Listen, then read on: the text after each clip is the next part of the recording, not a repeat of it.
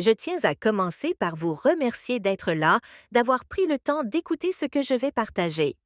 Avant de commencer, j'ai une simple demande. Abonnez-vous à notre chaîne si ce n'est pas déjà fait. Laissez un like sur cette vidéo car cela compte beaucoup pour nous, vous ne le pensez pas. Et dans les commentaires ci-dessous, dites-moi d'où vous venez. Quel coin du monde considérez-vous comme votre chez vous en ce moment? Ce lien avec vous est très important pour notre communauté. Maintenant, laissez-moi vous raconter un épisode qui a bouleversé tout ce que je croyais savoir sur moi-même, sur le désir, sur ce que signifie se réveiller après des années de sommeil. Je suis sortie dans la nuit sans plan, sans même y penser. Ma robe de soie flottait autour de mes épaules, mes pieds nus contre le carrelage frais, et quelque chose au fond de moi était tourné vers l'eau comme l'aiguille d'une boussole, cherchant le nord. Je l'écoutais nager depuis des semaines, depuis qu'il avait emménagé dans le gîte sur ma propriété. Le bruit était devenu une sorte de méditation pour moi. Ses éclaboussures nocturnes et le rythme de quelqu'un qui se déplaçait dans l'eau avec cette aisance qui suggérait le confort en toute liberté. Je faisais semblant de ne pas remarquer. Je faisais semblant de ne pas attendre ce bruit. Mais faire semblant est un art quand on a passé autant d'années seul que moi. Il était plus jeune, bien sûr, beaucoup plus jeune, le genre de jeunesse qui faisait hausser les sourcils si on nous voyait ensemble. Mais il y avait quelque chose dans sa façon d'évoluer dans le monde, la façon dont il était bien dans sa peau, avec une telle assurance décontractée, faisait que les années qui nous séparaient ressemblaient moins à un mur qu'à un pont que quelqu'un avait déjà commencé à traverser. J'avais remarqué ses mains dès son arrivée. C'étaient de belles mains, rugueuses aux articulations, mais aux longs doigts. Le genre de main qui suggérait une compétence, qui suggérait savoir faire les choses sans les casser. Ce soir-là, je me suis autorisée à faire ce à quoi je pensais depuis des semaines. Je suis sortie, j'ai laissé glisser mon peignoir de mes épaules et j'ai marché vers la piscine où je l'entendais nager. La nuit était chargée du parfum du jasmin qui fleurissait dans le jardin. Et sous l'odeur vive et fraîche du chlore. Il était dans la partie profonde quand je suis arrivée, se déplaçant dans l'eau éclairée par la lune comme si c'était là, comme si la piscine l'avait toujours attendu. Quand il m'a vue, il n'a ni fait signe ni crié. Il a simplement ralenti ses mouvements et m'a regardé, flottant à la verticale, ses yeux sombres captant la lumière tandis qu'il réalisait ce qui se passait. J'ai laissé tomber ma robe complètement, l'air sur ma peau pour la première fois depuis ce qui me semblait une éternité. Et au lieu de la gêne que j'aurais pu anticiper, j'ai ressenti une libération. Mon corps avait été caché si longtemps, recouvert de couches de responsabilité et d'habitude, et de cette distance prudente qu'on garde par peur d'être vu. Mais debout là, nu sous le clair de lune, j'avais l'impression d'être enfin connue. Je suis entrée dans l'eau lentement, la laissant me monter aux jambes, à mes cuisses, jusqu'à ce que je sois complètement immergée dans sa fraîcheur. J'ai eu le souffle coupé, non pas à cause du froid, mais à cause de l'électricité de sa présence, de la façon dont ses yeux suivaient chacun de mes mouvements. Il n'y avait aucune précipitation entre nous, juste une lente gravitation, de celle qui il n'exigeait rien d'autre que sa présence. Il s'approcha et je remarquai combien ses mouvements étaient délibérés, comme si chaque caresse était une question, chaque regard, une invitation que je pouvais accepter ou refuser sans conséquence. Mais je ne voulais pas refuser. Cela faisait très longtemps que je n'avais pas envie de refuser quoi que ce soit. Nous tournâmes l'un autour de l'autre dans cette eau comme si nous apprenions une langue qui existait bien avant l'invention des mots. Ses doigts effleurèrent mon bras. À peine, mais le contact me fit frissonner d'un frisson qui n'avait rien à voir avec la température. Ma peau lui répondit, réagissant à chaque proximité par des frissons et une respiration accélérée. Nous étions si proches que je sentais la chaleur émaner de son corps, celle qui montait entre nous comme la vapeur d'un bain. Mes jambes frôlèrent les siennes, et au lieu de reculer, je les laissais s'attarder. Il y avait une sorte d'électricité particulière qui crépitait dans cet espace, de celle qui se crée lorsque deux personnes frôlaient la limite de la permission, sans savoir qui franchirait la ligne en premier, mais sachant qu'un jour ou l'autre le ferait. Sa bouche s'approcha de la mienne, si près que je sentais son souffle. Mais il ne le fit pas, pas encore. Au lieu de cela, il caressa la courbe de mon épaule, effleurant à peine mon visage. Juste assez pour me couper le souffle. Il tournait autour de moi comme un prédateur hésitant à bondir ou à attendre que sa proie le lui demande. Je flottais là, les bras relâchés le long du corps, la poitrine soulevée par chaque battement de cœur qui s'était intensifié, rendu plus insistant. Et c'est l'expression sur son visage qui finit par me faire craquer. Il n'y avait rien d'arrogant là-dedans, rien de possessif, juste de la concentration, de la tendresse, quelque chose qui ressemblait presque à de la révérence, comme s'il contemplait quelque chose de sacré et de sauvage à la fois. L'eau tenait ma peau nue comme si elle l'attendait, fraîche et lisse contre des courbes que j'avais senties négligées depuis bien trop longtemps. Je me suis laissé enfoncer plus profondément. Mes cheveux, ondulés et mouillés, descendaient le long de mon dos. Mes membres étaient maintenant détendus. La tension se déplaçait de mes épaules vers un endroit plus profond. Un endroit qui palpitait d'un besoin que j'avais si bien enfoui que j'avais presque oublié son existence.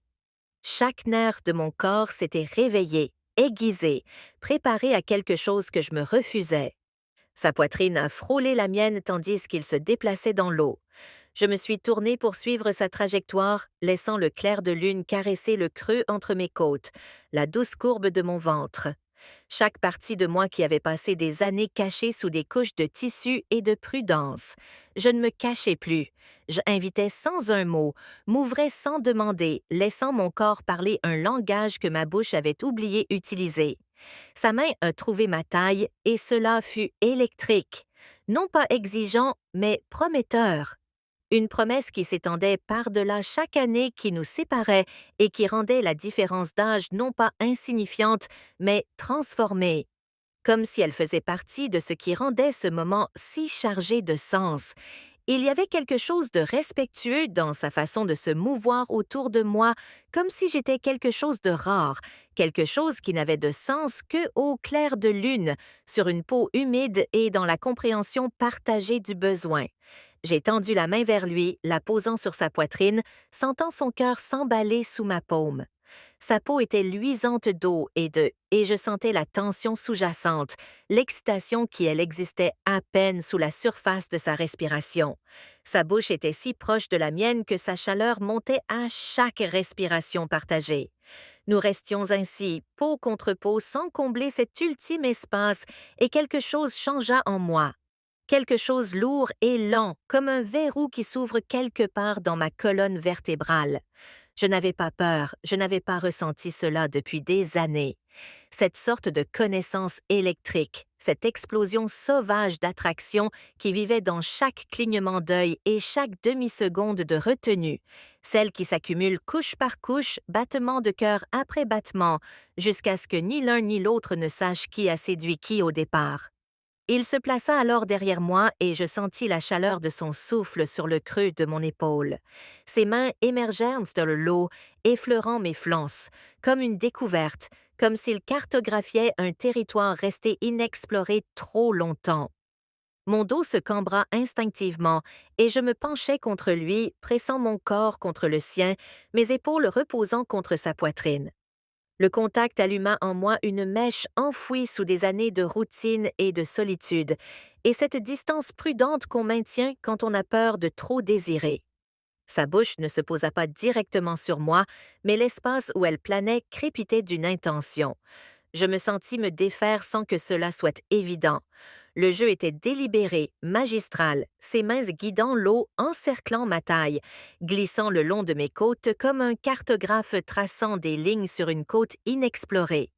J'ouvris à peine les yeux et aperçus un reflet dans les portes vitrées de la maison.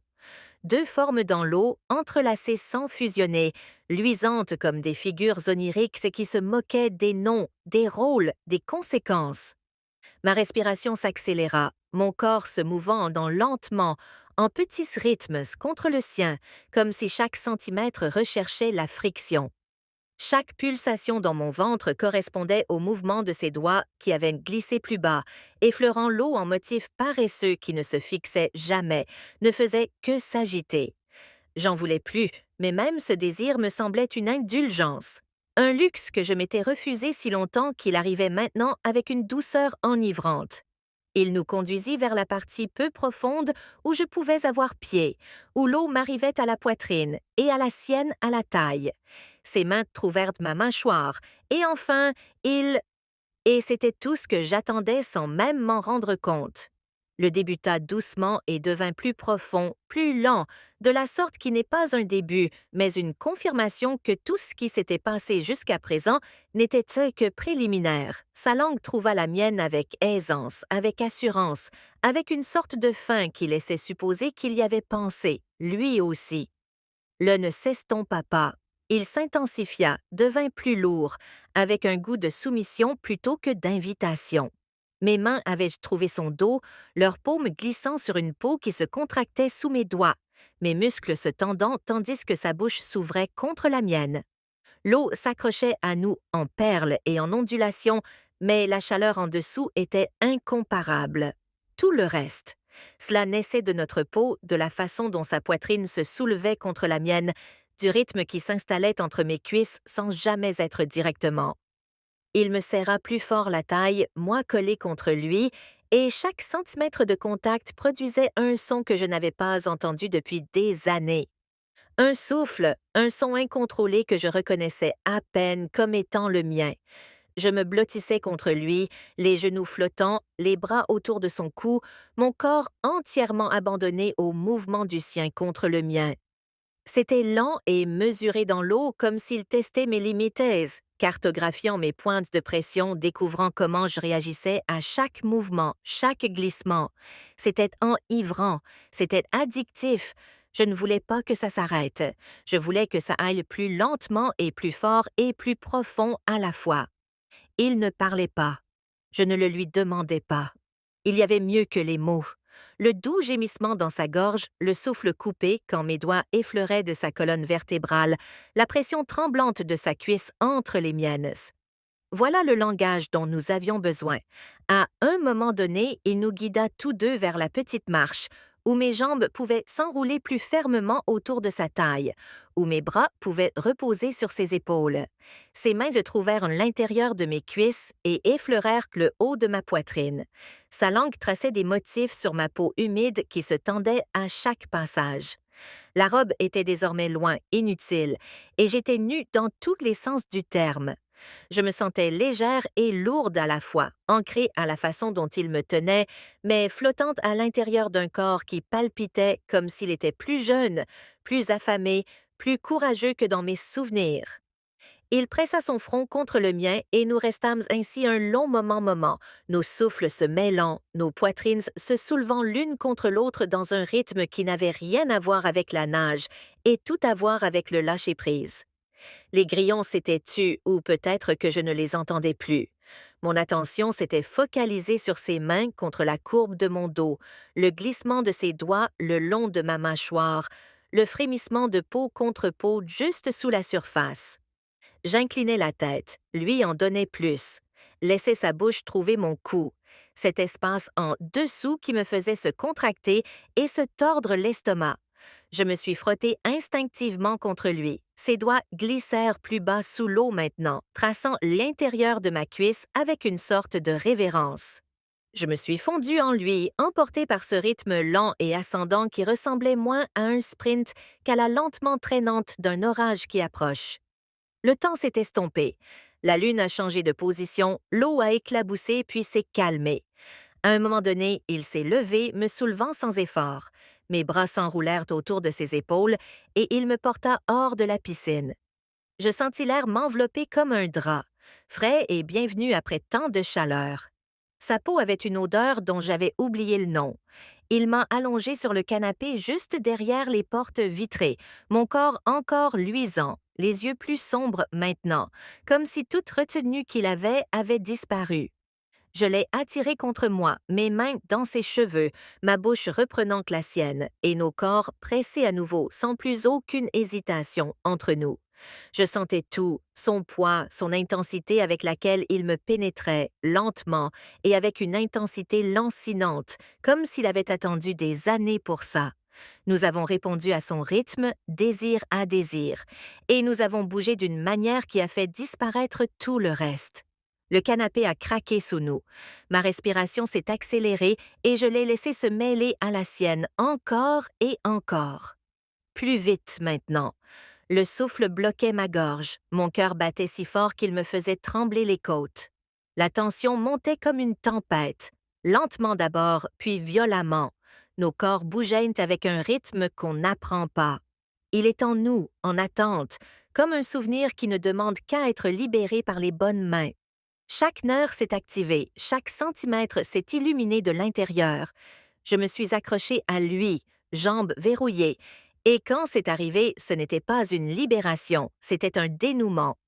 Mon corps tremblait contre le sien. Il me suivit, tendu et essoufflé, le visage enfoui dans mon épaule, et je sentis le tremblement le parcourir comme un séisme sous sa peau. Après, nous restâmes immobiles pendant un long temps. Nos corps restèrent enlacés, les membres flasques, les poitrines se soulevant l'une contre l'autre. Sa main reposait sur moi, son pouce traçant de lents cercles comme s'il avait encore besoin de ce contact, comme si la connexion ne s'était pas rompue avec l'orgasme, mais s'était étirée encore plus loin. Je restais allongée là, la tête sur sa poitrine, écoutant son cœur ralentir sous ma joue, et je compris que quelque chose de fondamental avait changé. Ce n'était pas anodin, c'était le début de quelque chose qui exigerait tout de moi. Le matin arriva doucement, juste une variation de lumière sur le plancher. Il était toujours là, un bras drapé sur ma taille, sa poitrine se soulevant lentement et profondément sous la mienne. Sa taille, sa poitrine se soulevant lentement et profondément sous ma joue. Je ne me suis pas précipitée pour me lever. Mon corps n'avait aucune envie de bouger. Il avait été utilisé, chérie, et la satisfaction qui avait suivi était totale. J'observais la façon dont sa main se fléchissait légèrement dans son sommeil. Comment son front tressaillait à un rêve invisible, et je réalisais que quelque chose de fondamental avait changé.